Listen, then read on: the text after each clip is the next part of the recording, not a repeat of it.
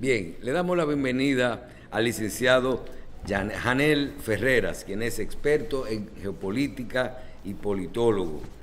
Gracias por estar con nosotros de nuevo, licenciado. Un placer y un privilegio, siempre a sus órdenes. Bien, vamos a iniciar hablando un poquito, usted que maneja también estos temas de geopolítica, sobre todas estas políticas económicas y acciones militares que está realizando los Estados Unidos en este momento. Vemos como dos agendas paralelas, una de guerra, que ya la guerra son con acciones económicas, pero ya también bélicas, y acciones económicas de tipo aranceles, reformas y todo eso.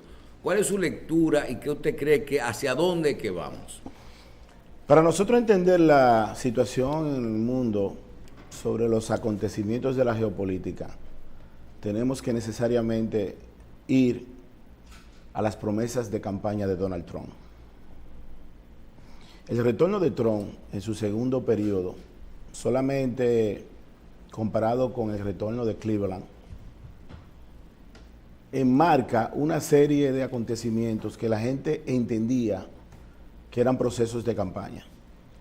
Y como nosotros estamos muy acostumbrados a hablar mentira en campaña y hacer todo lo contrario desde el poder, y me refiero a eso en todo el hemisferio, Donald Trump aparentemente está cumpliendo todo lo que prometió en campaña. Después de la pandemia de la COVID-19, el mundo giró en dirección opuesta a lo que conocía. Por eso llega Petro, por eso llega Milei, por eso llegan algunos actores distintos. Pero a partir de la llegada de Trump, si tú haces un análisis en Latinoamérica, vemos cómo en el caso, por ejemplo, de Honduras, llega un aliado de Trump, en Guatemala llega un aliado de Trump, se perfila que en Colombia llegará un aliado de Trump.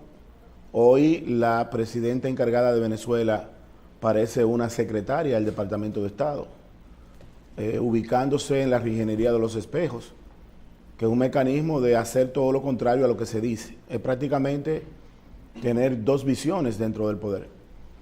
Pero América Latina se sacudió y hoy la mayoría de los estados han tendido un cable de alta tensión desde Argentina hasta prácticamente la frontera de Estados Unidos con México, y aparentemente están alineados a la nueva forma de la política, que es, podría decir, contraria a esa agenda que por un momento se vio degradada, la agenda de la homosexualidad, de la promoción, la agenda del aborto, la agenda del levantamiento de fronteras, la agenda de la destrucción de la familia, incluso la agenda de la pérdida del componente binario de ser hombre o mujer. Un momento había una corriente de personas que todavía usted lo ve en los aeropuertos y ellos se declaran sin sexo. Y ante esa realidad nosotros entonces tenemos la política de Donald Trump en dos fases: la guerra de aranceles y la agresividad para frenar esa invasión en la llamada vuelta por México. Bien, y en el caso de Venezuela, ¿qué tú opinas? No, en Venezuela hay una entrega controlada. Recuerdo un programa que hicimos con usted. Todo eso es lo que está... No, pero ya ha pasado muchas cosas luego de eso que usted dijo.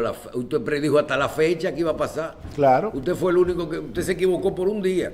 No, y no me equivoqué por un día. Lo que pasa es que no había buen tiempo ni claridad la noche que ellos lo iban a hacer. No fue cuando se lo dije, porque en Venezuela, para la época de Navidad, las plantas estaban encendidas. Y para la operación Resolución Absoluta, que era la culminación de Lanza del Sur, tenían que tener tres elementos. Primero, un apagón. Segundo, que estuviera la luna llena. Y tercero, que los mecanismos de captura fueran necesarios. En el fondo uno no sabe si fue una operación militar o si fue una entrega controlada. Porque nosotros vimos a Maduro prácticamente llegar celebrando, como que él no sabía dónde estaba. Pero hoy el territorio venezolano es totalmente controlado por Estados Unidos. Bien, Grace. Sí, quería preguntarle, licenciado, con este cambio que propone Trump, ¿qué es lo que a usted más le preocupa? No, yo no creo que Trump tenga muchas cosas que preocuparme, porque en Latinoamérica la gente se está quejando sobre la política migratoria de Trump. Pero todo el que se preocupa por la política migratoria de Trump no se preocupó por la vuelta por México. Mira, el componente migratorio tiene un factor fundamental. Usted emigra por amor, por necesidades económicas o simplemente por una reunificación familiar. La visa es una cortesía del Estado receptor a un ciudadano del mundo para que visite el territorio.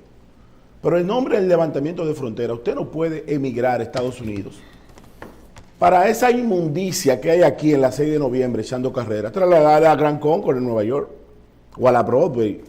O sea, usted no tiene derecho a ir a un territorio que no es su territorio, a usted cambiar la cultura de esa población en nombre de un levantamiento de fronteras. Entonces, usted se queja de las deportaciones, pero hizo silencio cuando la gente masivamente se fue hacia Estados Unidos. Yo quiero que ustedes sepan, durante el proceso de la vuelta por México, que ese tapón del Darién es responsable, porque desde Azua de Compostela, cuando se sale a Centroamérica, por eso se descubre el Pacífico, pero la gente pasó el tapón del Darién para llegar a Estados Unidos y nosotros tuvimos que pedir visa a los dominicanos que no aterricen en Guatemala porque los aviones se iban llenos. Claro. Entonces, si tú no tienes la visión de ver eso, no puedes ahora quejarte de que Estados Unidos devuelva a cientos de miles de latinoamericanos que fueron sin agenda. Un día cualquiera, el lavador de mi vehículo, yo le pregunto dónde está, porque no está en el negocio, y me dice, no, ya él se fue. ¿Por dónde? Por la vuelta por México. Y estaba en Boston.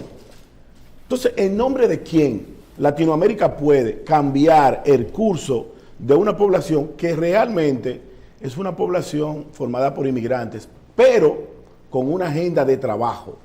Y más del 80% de los que se fueron en la vuelta por México se fueron por un sueño y una ilusión que no es real. Bien. Licenciado, ¿usted fue o es asesor en materia de geopolítica y otros asuntos del gobierno dominicano? No. ¿No lo ha sido? No. ¿Y del gobierno de los Estados Unidos? Tampoco. Tampoco.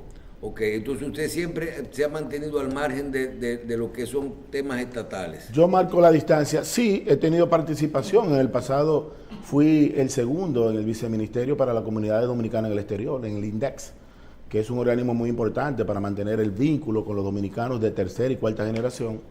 Y he sido un actor público en los últimos 20 años, claro que sí. Ahí están las fotos. Pero me mantengo, en términos de criterio, distante para que mis opiniones no sean contaminadas con ningún tipo de tendencia. Bien, por eso le hago la pregunta. En este momento, ¿cómo usted ve a nivel ya de política local el gobierno de Abinader, el gobierno del Partido Revolucionario Moderno y su gestión con respecto a todos estos acontecimientos que están pasando internacionalmente y localmente? Mira, si nosotros evaluamos la República Dominicana haciendo una comparación con los países periféricos en el hemisferio, nosotros estamos muy bien. Nosotros tenemos una diplomacia diferida, desde la caída de Trujillo hasta la fecha. Nosotros tenemos diplomacia diferida. Nosotros tenemos un aliado y el mundo tiene dos grandes tensiones que son el G7 y los BRIC. Nosotros estamos del lado del G7. Pero la realidad es que la política exterior dominicana, yo pienso que hay que hacerle una modificación para que los honorables funcionarios designados en el servicio exterior se conviertan en promotores del comercio dominicano, pero sobre todo en defensa de la soberanía nacional. Que el mundo entienda que nosotros tenemos una población distinta a Haití y que no es verdad que nosotros podemos ser haitianos, porque nosotros no nos parecemos, culturalmente estamos muy lejos. Y aunque la isla, por un tema de las devastaciones de Osorio a principios del siglo XVII, nos unió como dos poblaciones con los tratados, el primero el Tratado de Paz de Niega, el Tratado de Ruiz, luego el primer Tratado Fronterizo Real, que es el Tratado de Aranjuez, el Tratado de Basilea, que cede la isla a toda la parte francesa, el Tratado de París del 1814, donde le devuelve a España el dominio de la isla, el Tratado del 29 de Horacio Vázquez y Luis Bornó, el referéndum de entendimiento de Trujillo y Estenio Vicen. Nosotros tenemos una cultura diferente. Entonces, es un rol fundamental de la diplomacia dominicana salir a contar la narrativa dominicana. Nosotros no nos parecemos a los haitianos y nunca nos vamos a parecer por una sencilla razón.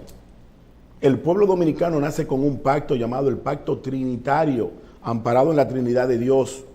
El pueblo haitiano nace con otro pacto, pero es el pacto de Bois-Caimán, amparado en los loaces de la sabana africana. Entonces tú no puedes mezclar a dos poblaciones que en el Génesis están contrarias y que no se parecen. Nosotros creemos en el medio ambiente, creemos que hay un mañana, un futuro. Los haitianos viven como si el mundo se acaba mañana.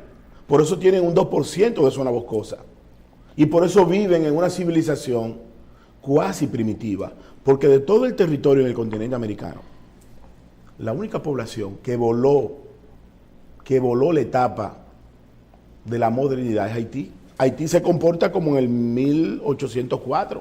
Los haitianos en el 2026 están enterrando un gallo vivo para curar a un niño de asma, cuando el mundo va por inteligencia artificial en los 3 niveles, la estrecha, la general y la supra. Y pues tienen un celular todito en la mano. Pero claro, pero ahora resulta que usted va al médico y ya no hay que sacarle 7 tubos de sangre, ya hay una máquina con IA que con una sola gota le hace el perfil. ¿Y cómo tú vas a lidiar con una población que sale en el día a cortar todos los árboles?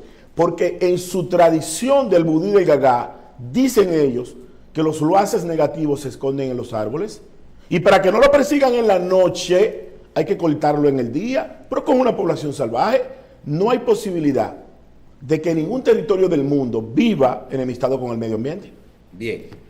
Finalmente, quiero que usted nos haga una introducción y nos hable algo de algún trabajo que usted está haciendo y que yo creo que es el inicio de eso que usted está hablando, pero local o donde usted lo haga, que son las 21 conferencias de Juan Pablo Duarte, lo que se llama Juan Pablo Duarte y 182 años después.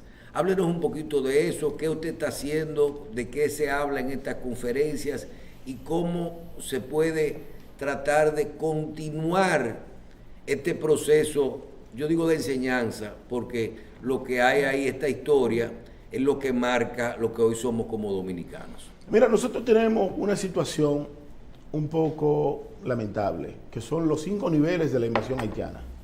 Primero fue la masiva presencia haitiana, luego la negación al problema, tercero la normalización de la invasión, cuarto el empuje por área y quinto el conflicto final que vendrá, porque esto es un tema de cada 100 años.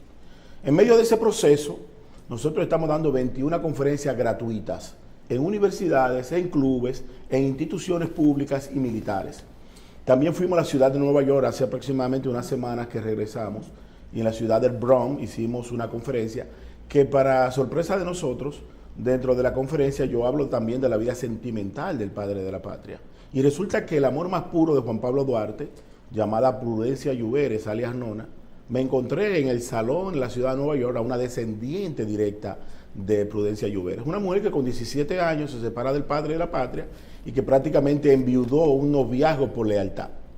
Pero aquí la gente, cuando se le salió a preguntar en estos días en las redes sociales, ¿quién es Duarte?, la respuesta fue vergonzosa y fue la respuesta de la 2.0. La mayoría de los jóvenes dominicanos no saben quién es Duarte. Y sin Duarte no hay república. Si nosotros perdemos el hilo cultural, hemos fracasado. Sin Duarte no hay revista 110, no hay Congreso, no hay ayuntamiento, no hay Fuerzas Armadas. Sin Duarte no hay nada. Duarte puso la idea, la acción, los recursos. Y esta conferencia, por ejemplo, en el día de ayer se dio en la Armada de República Dominicana, también se dio en la Hermandad de Pensionados, en el Servicio de Protección Ambiental. Saliendo de este espacio la vamos a dar en la Dirección de Embellecimientos y Carreteras, en la Fundación Cruz Jiminián. El hecho es que vamos a cerrar el día 6 con una conferencia magistral en la ciudad de Asua de Compostela, porque Asua representa el territorio más emblemático para la defensa de la soberanía nacional, con aquellas batallas que inició con el 19 de marzo de 1844. Bien, licenciado, instituciones que quieran contactarlo, esto es algo que usted está haciendo gratuito, nacionales e internacionales, las mismas embajadas, ¿cómo pueden contactarlo y lograr que usted, este trabajo que usted está haciendo, no, por voluntad, sin ningún tipo de retribución, puedan contactar lo que quieran otras universidades, que puedan lograr esas conferencias y poder seguir comunicando, educando en este sentido? Efectivamente, nosotros estamos abiertos, estamos haciendo un esfuerzo Es importante decir que estas conferencias son gratuitas. Cuando fuimos a ASUA encontramos allí un grupo de niñas, que fue la primera, que me dio mucho deseo de seguir ayudando, porque todos los niños sabían el merengue, la mangolina, la cultura. Y mientras los niños dominicanos sepamos quiénes son los padres de la patria, habla esperanza. A nivel de las embajadas hemos participado en la embajada de Honduras, en Guatemala y en otros territorios. Hemos ido porque tenemos, gracias a Dios, la experiencia de ser conferencista en las Naciones Unidas para América Latina. Y hemos llevado esa parte, pero ese es un programa personal, voluntario, gratuito. Y tengo que decir la verdad, los temas de la patria tienen poco apoyo. Esa es una desgracia que cada 100 años nosotros tenemos que lidiar con eso. Y la realidad es que hace falta mayor apoyo, porque si nosotros perdemos nuestro territorio por una falta y de conexión de cultura, nos vamos a lamentar todo. No es un tema de nacionalista ultranza, pero yo pienso que hace falta que volvamos a Duarte y que no tengamos el episodio Duarte muere pobre en Caracas, Venezuela, Francisco de Rosario Sánchez muere fusilado y Ramón Matías Mella muere muy pobre. O sea, los tres padres de la patria, si tú haces una evaluación histórica en cómo terminaron sus días, nosotros tenemos una historia muy triste. Nunca hemos reconocido a aquellos hombres que aportaron lo mejor de sí. Señores, Duarte tenía todos sus problemas resueltos para el 1838, cuando crea la Trinitaria, con 25 años. Y hoy tenemos una situación contraria. Los que traicionan a la patria son muy ricos y los que crearon la patria murieron muy pobres. Bien, vamos a darle las gracias a Janel Ferreras, quien es experto en geopolítica y politólogo, por su participación con nosotros. Y yo creo que las gracias no es por la participación, sino por este trabajo que él hace, que realmente lo hace voluntario y que tanto lo necesitamos todos los dominicanos. Licenciado, gracias. Puede contar con la revista 110 y los medios que participamos para poder difundir todo esto que usted plantea, y que yo creo que la educación, sobre todo en lo que tiene que ver con nuestro padre de la patria, con Duarte y con quienes somos, es importante, con nuestra identidad. Gracias por estar con nosotros de nuevo y vamos a continuar con Gracie de la Cruz y su comentario del día de hoy.